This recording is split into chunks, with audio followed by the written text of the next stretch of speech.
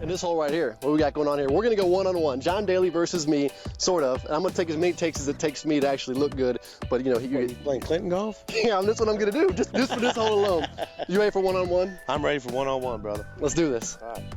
Off the back tee, shoeless and shirtless with cigarette in mouth, Daly crushed his 3-wood down the left-hand side of the fairway. When you think about golf legends, you probably picture champions who are a certain way.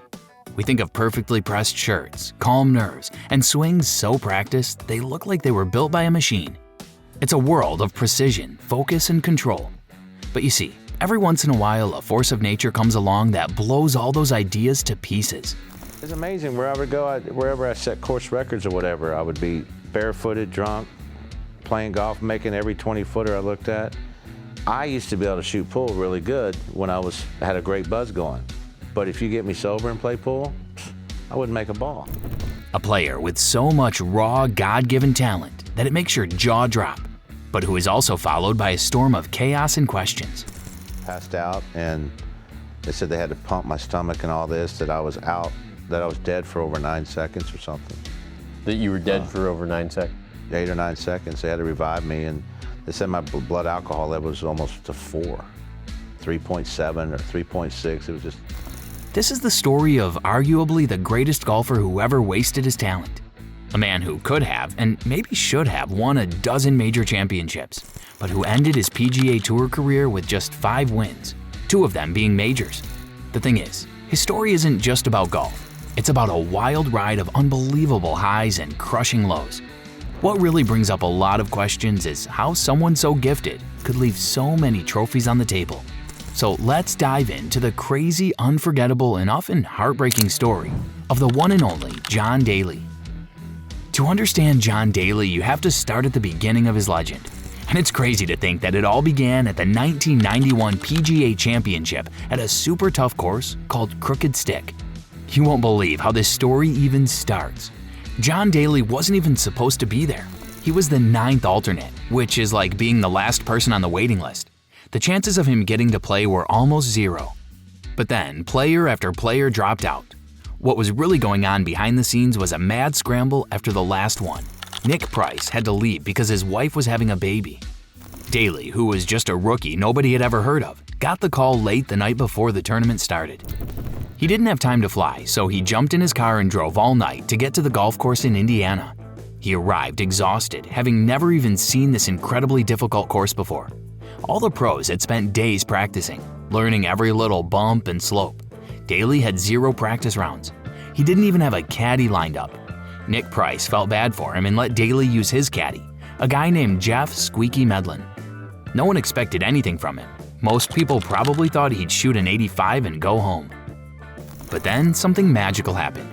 This unknown kid with a mullet, a potbelly, and a cigarette hanging from his lips started to play. And the thing is, he played like no one had ever seen before. You see, what stood out the most was his swing. He had this crazy, long, looping backswing where the club went way past parallel. It looked wild and out of control, but when he brought that club down, boom, the ball would explode off his club face and fly for miles, soaring over trees and bunkers that other pros had to carefully play around. He wasn't just hitting it long, he was hitting it with a kind of fearless, almost reckless joy. His motto was simple: grip it and rip it.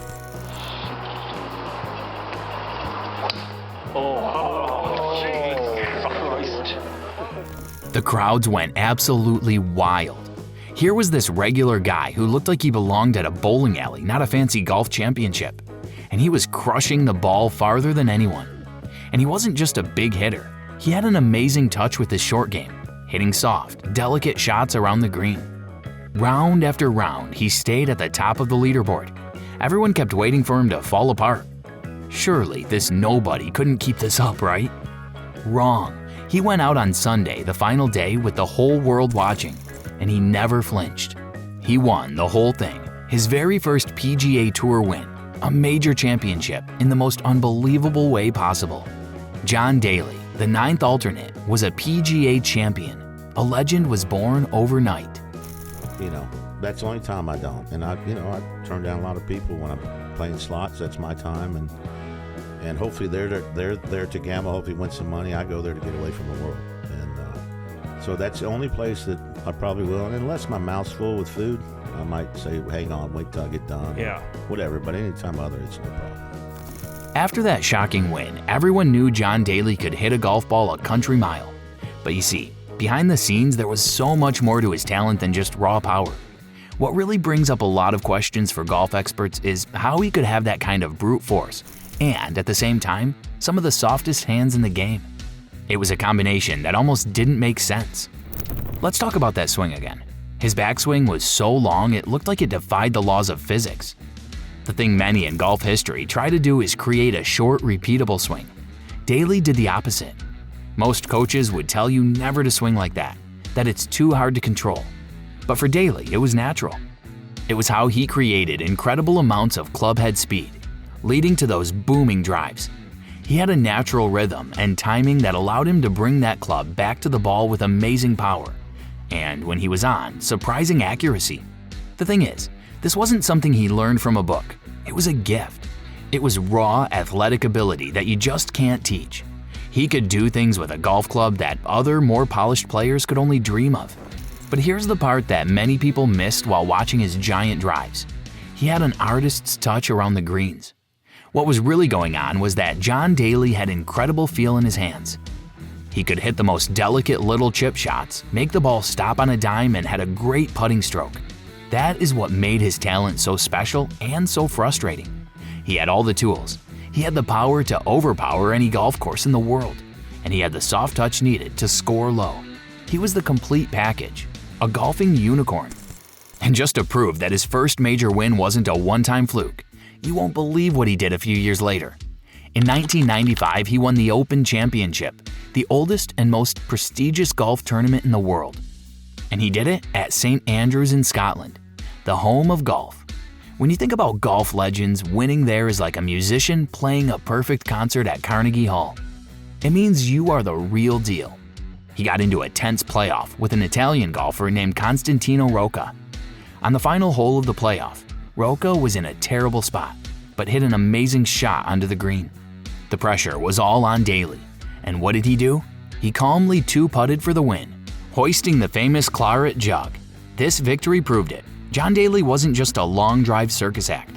He was a two-time major champion, a golfer with the talent to win on the biggest stages against the best players. The sky should have been the limit. And when this little one disappears, it's official. Daly, John Daly, the 1995 Open champion.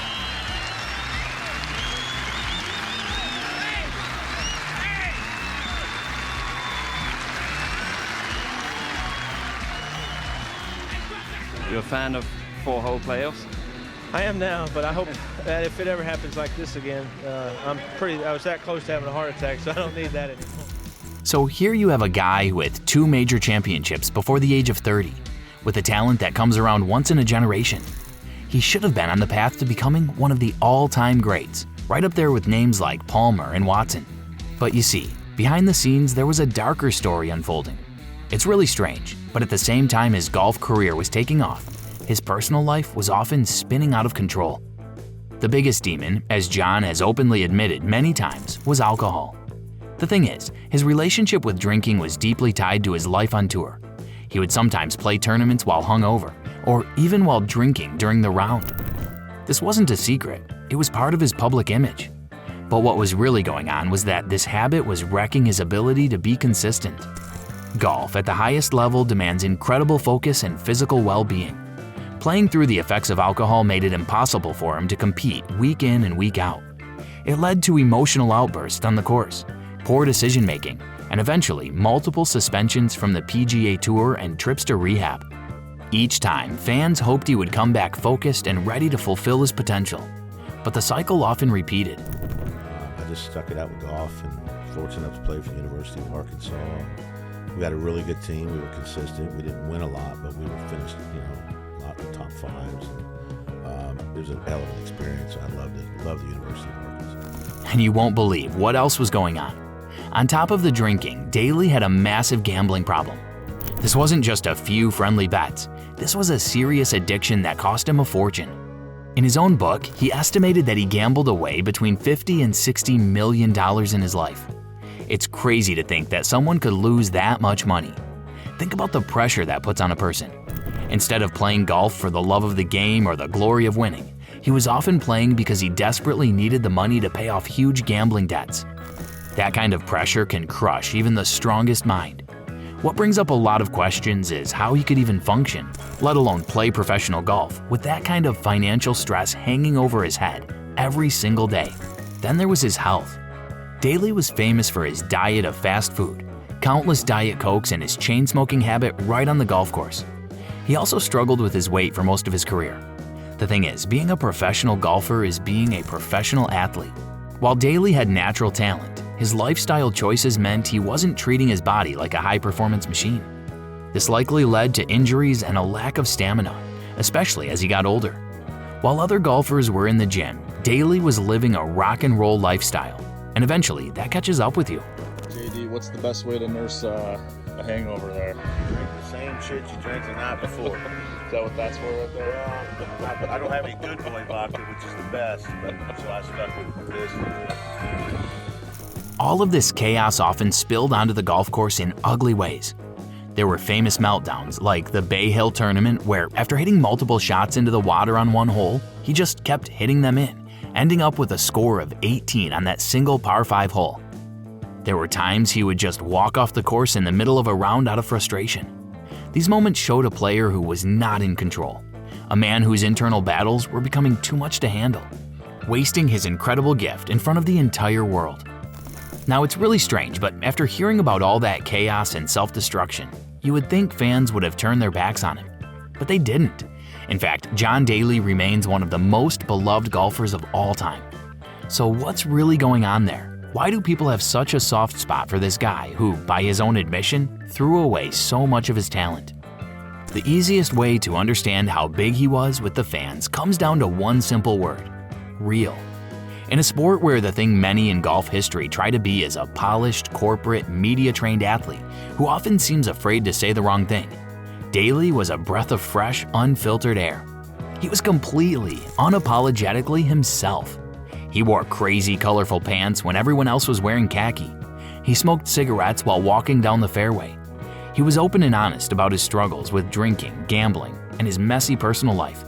The thing is, people connect with that kind of honesty. He wasn't pretending to be perfect. He was flawed, just like the rest of us, and that made him relatable. Yeah, my brother's just right over there on number 6, and he's got girls and stuff. And we cook for this whole community sometimes. Yeah. He does a lot more than I do. Yeah, I love to cook. I cook on the bus all the time. Yeah. So you're not at Hooters, you found here grilling out? Yeah. I go to Hooters a lot. I don't know who goes more, me or Ron White. He also had a powerful everyman appeal. He didn't look like a modern, chiseled athlete. He looked like a regular guy you might see at your local bar or a weekend cookout. Fans felt like he was one of them, not some distant superstar living in a different world. And you see, he treated them that way. Behind the scenes, while other famous golfers might quickly leave the course after their round, Daly was famous for hanging out. He would sign autographs for hours until every last person got one. He would park his RV in the parking lot at tournaments and invite fans to come say hi. He'd often be seen at the Hooters tent set up at tournaments, just having a good time with regular people. He was accessible, friendly, and seemed to genuinely appreciate the people who cheered for him. And of course, there was his grip it and rip it philosophy. You won't believe how much that simple phrase connected with average golfers everywhere. It was a simple, exciting way to think about the game. While most of us can't hit the ball 350 yards like he could, we could all understand the simple joy of just trying to hit it as hard as you can. You see, what stood out the most was how much fun he made the game look. He reminded everyone that golf didn't have to be a stuffy, silent, serious affair.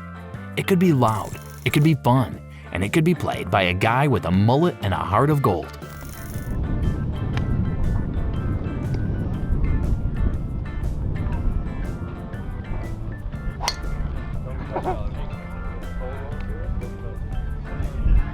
Yeah, I'm good. That's popped everything. It's perfect. Let's go turn it.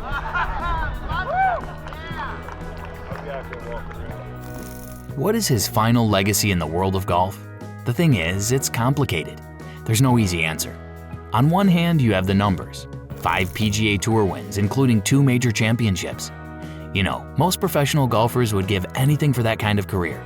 Winning 2 majors puts you in very special company. By that measure alone, his career was a success.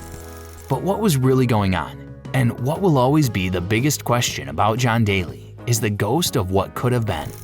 You see, the immense, almost limitless talent he had makes those 2 major wins feel, in a strange way, like a disappointment. This wasn't just a good golfer who had a good career. This was a man who possessed a rare, once-in-a-lifetime gift for the game. What really brings up a lot of questions for golf historians and fans is, if he had the discipline of a Nick Faldo or the focus of a Tiger Woods, how many majors could he have won? 10? 15? It's not a crazy question to ask. He had that much raw ability. So what's your take on John Daly? Do you see him as a tragic figure who wasted his incredible talent? Or as a folk hero who lived life on his own terms and still won 2 majors? Let us know what you think in the comments below. If you enjoyed this deep dive into one of golf's most colorful characters, make sure you hit that like button, subscribe for more amazing sports stories, and ring that notification bell so you never miss a thing.